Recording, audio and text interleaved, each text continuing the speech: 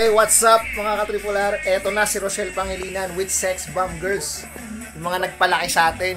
So, sabi ng iba, yung mga fake news dyan, hindi daw kasali sa reunion concert etong December si Rochelle Pangilinan.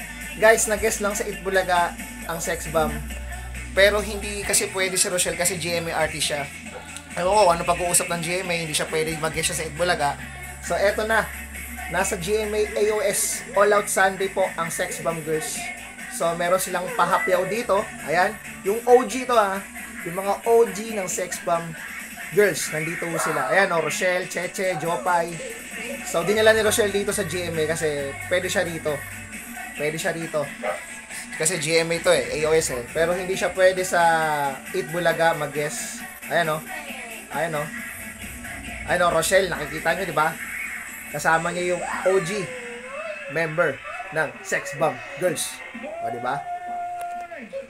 Legit. Kaya yung mga nagsasabi dyan na hindi kasali si Rochelle Pangilinan, yung iba kasi dito, mga puro, kung ano lang yung makita sa post Tapos sasabayan na. Sex Bomb Girls yan, Ayan, si Rochelle.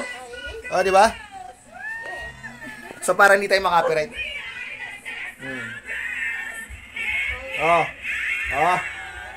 Sa mga nagsasabi dyan na walang Rochelle Pangilinan. AOS, nanonood ako ngayon. Kasi reunion nila sa December. Alam mo marami yan. Pero magbibigay kami ng pauna lang yan Kung ang Street Boys nagka-reunion na, etong Sex Bomb, mangyayari na lang. Ito kasi inaantay ko sa lahat. Yung Sex Bomb Girls na magka-reunion din. Kasi Street Boys nagawa Ba't hindi magagawa ng ng Sex Bomb?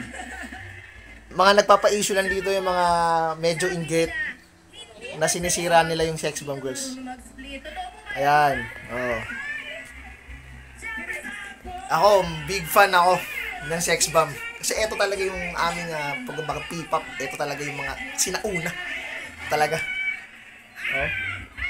Pero wala ata dito si Sandy. Wala si Sandy, alam, may OG din ba yun? Kasi alam ko,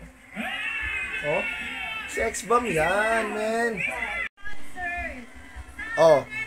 Sa mga nagsasabi dyan na wala yung Sex Bomb Girls, eto, andyan si Rochelle. Yan yung mga OG ng Sex Bomb, men. Ayan, men. Legit yan, men. AOS yan. Sa Araneta nga pala, concert nila. Okay, huwag kalimutan. Kung may tickets na kayo, the OG Sex Bomb.